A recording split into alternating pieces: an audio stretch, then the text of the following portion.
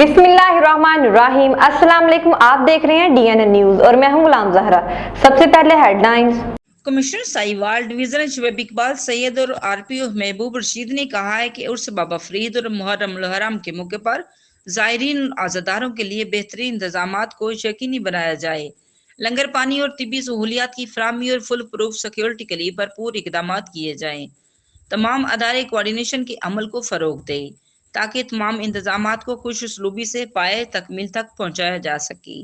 Director general औकाफ आसफ अली फ़रक, deputy commissioner Imtiaz Ahmad Khan Khichi, DPO Tariq Wilayat, additional deputy commissioner revenue Rana Mohammad Umar, additional deputy commissioner general doctor Mukarram Sultan, assistant commissioner Pakpattan Naeem Bashir, administrator औकाफ Rana Tariq, CIO health Sohail Asghar समेत मुतलका अदारों के अफसरान ने भी अजलास में शरीक। डिप्टी कमिश्नर पाकपतन इम्तियाज अहमद खां खिची और DPO तारक वलायत ने उर्स बाबा फरीद और मुहर्रम उल हराम के सिलसिले में इंतजामात के बारे में तफसीली ब्रीफिंग दी।